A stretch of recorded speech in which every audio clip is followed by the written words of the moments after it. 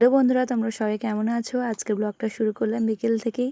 বিকেলে ঘুম থেকে উঠতে মা জল দিয়ে দিল আর তরমুজ কেটেছিল, তাই জন্য তরমুজ আরও খেয়ে বিকেলবেলা একটু বেরিয়েছিলাম সামনের দোকানে যাওয়ার জন্য।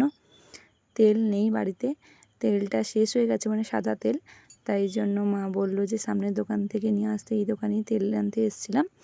এসে দেখি না মা লুচি করবে, তাই জন্য ময়দা মাখাচ্ছিল। কিন্তু আমি তো লুচি খাই না, তাই জন্য ভাবলাম কি করব। তখন ভাবলাম জলদি কী করা যায়, ভাবলাম আলুর পকোড়া করি। তাই জন্য আলু কেটে নিয়েছিলাম, এরকম লম্বা লম্বা আলু কেটে নিয়েছিলাম, একটু বড় বড়। আর ভালো করে ধুয়ে নিয়েছিলাম, ধুয়ে আমি সিদ্ধ করতে বসিয়ে দিয়েছিলাম। মানে 50% মতন আমি সিদ্ধ করে নেব আলুটা। পুরোপুরি সেদ্ধ করলে কিন্তু পকোড়াটা আর হবে না ভালো মতো, তাই জন্য 50% আমি সিদ্ধ করে নেব। সেদ্ধ করার সময় আমি কিন্তু লবণ দিয়ে দেব, লবণ দিয়ে আমি সেদ্ধ করে নেব। সেদ্ধ হয়ে গেলে আমি ছাঁদা বাটিতে তুলে রাখবো, যাতে জল ঝরে যায়। জল থাকলে কিন্তু পকোড়াটা ভালো হবে না।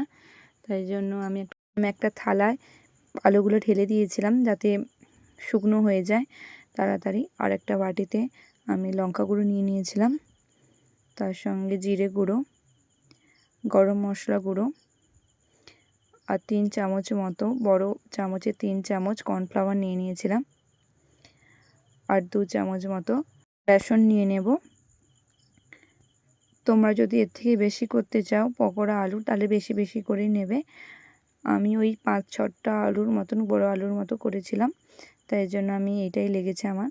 তারপরে জল দিয়ে দিলাম আর গোলমরিচের গুঁড়ো দিয়ে দিয়েছিলাম উপর দিয়ে। ভালো করে মেখে আমি কিন্তু আলু দিয়ে দিয়েছিলাম। শক্ত শক্ত থাকবে তখনই কিন্তু আলুটা দিতে হবে। দিয়ে এবারে হালকা জল দিয়ে আমি ভালো করে মেখে নেব। এবার আলুটা যেহেতু আমি লবণ দিয়ে সিদ্ধ করেছিলাম, তাই হালকা লবণ দিলাম। দিয়ে ভালো ওপর দিয়ে চাট মশলা দিয়ে ভালো করে মেখে রেখে দিয়েছিলাম।